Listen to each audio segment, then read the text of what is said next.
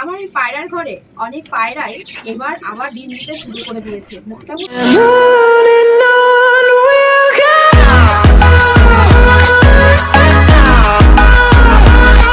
বন্ধুরা, তোমরা সবাই কেমন আছো? আশা করি ভালো আছো।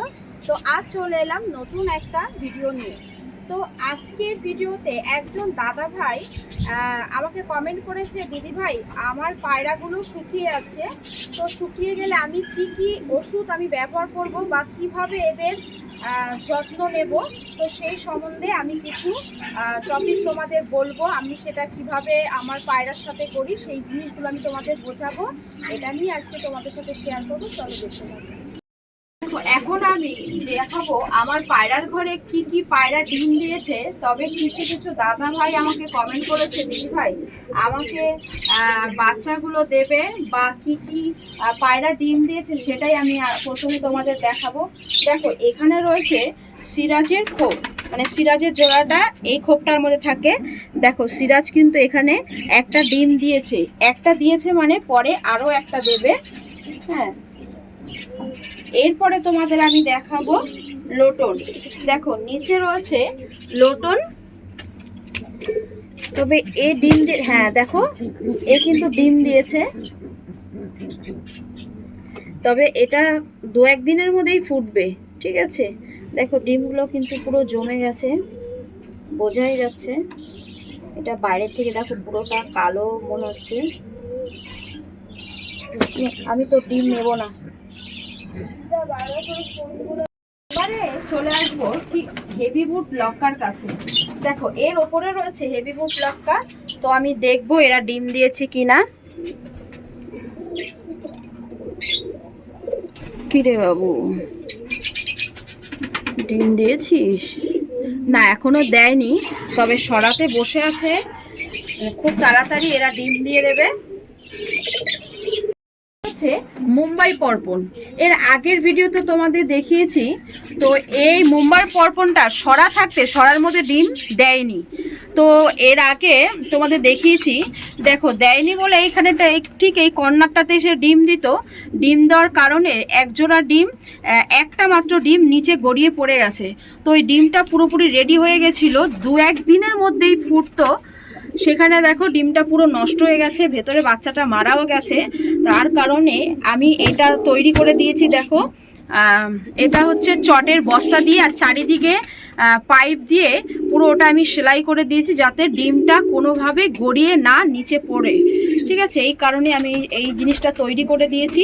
তো এটা কেমন হয়েছে তোমরা অবশ্যই আমাকে কমেন্ট করে জানাবে। তবে এখন আর ডিম ওখানে দিলে পড়ার ভয়টা নেই। রয়েছে দেখো মুম্বাই পর্পণ। দেখো মুম্বাই পর্পণের বাচ্চাগুলো দেখো কত সুন্দর করে খাওয়াচ্ছে, দেখো খাওয়ার জন্য কেমন করছে। বাচ্চাগুলো আগের থেকে অনেকটাই বড় হয়েছে, তবে ঠিকঠাক খাওয়াচ্ছে তাই।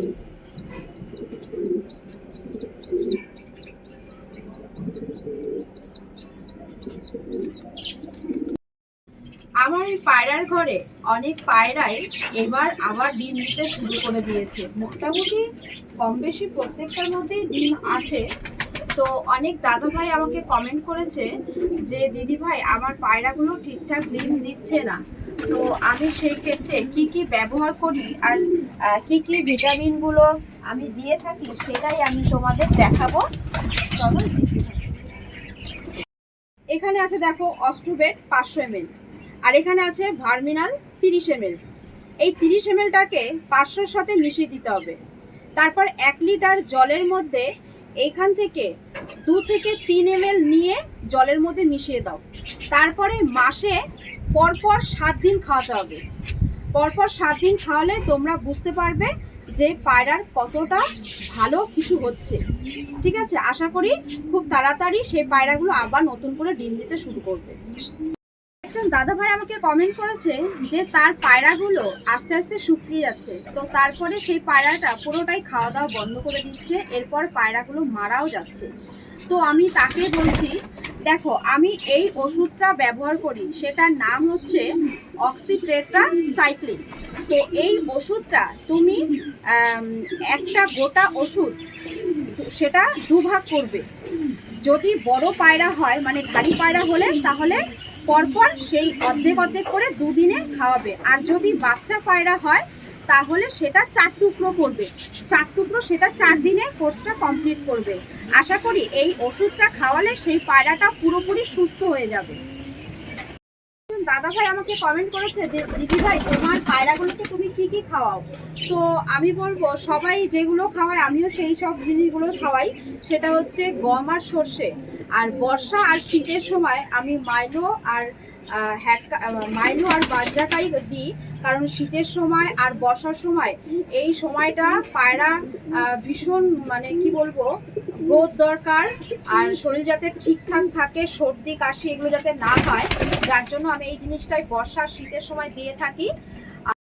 আমি হ্যাটকা দানাটা একদমই ব্যবহার করি না, বাকি সবগুলোই ব্যবহার করি।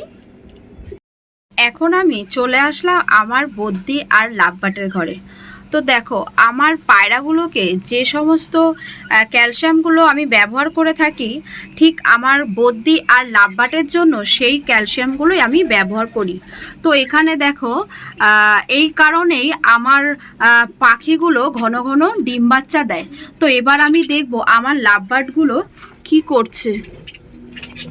এখানে আমি দেখতে পাচ্ছি আমার লাভবার্ডগুলো ডিমে ঠিকঠাক তা দিচ্ছে, তাহলেও আমার লাভবার্ডের ডিমগুলো খুব তাড়াতাড়ি ফুটবে। এখানে দেখো ডিমগুলো দেখাও যাচ্ছে একজোড়া, আর ঠিক তার পাশের খোপটাতে মানে পাশের হাঁড়িটাতে রয়েছে একজোড়া লাভবার্ড। তো এখানেও দেখো ডিমগুলো দেখা যাচ্ছে, ওরা ডিমে তা দিচ্ছে, এরাও এখানেও খুব তাড়াতাড়ি ডিম বাচ্চা ফুটে যাবে।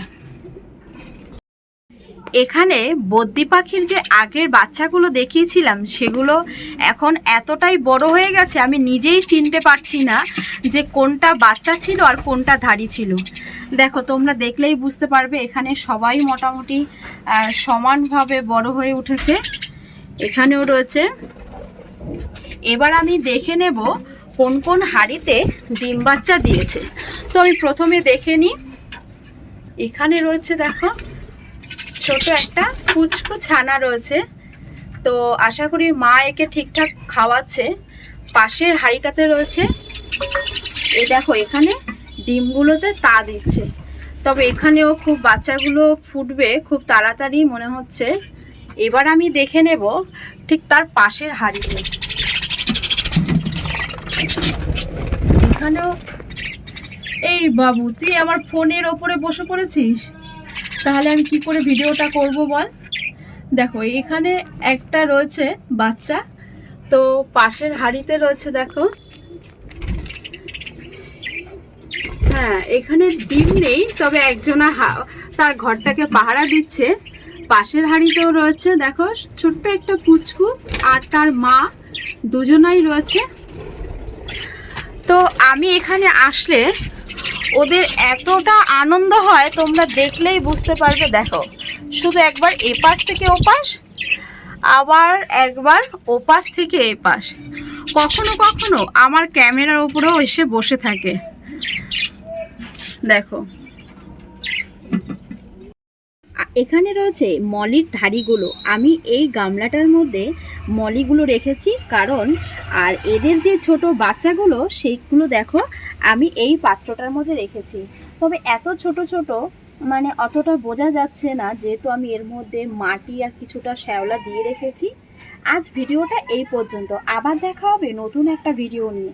তোমাদের ভালো লাগলে প্লিজ একটা লাইক করে দিও, আর নতুন বন্ধুরা চ্যানেলটিকে সাবস্ক্রাইব করে নিও নতুন ভিডিও দেখার জন্য। টাটা।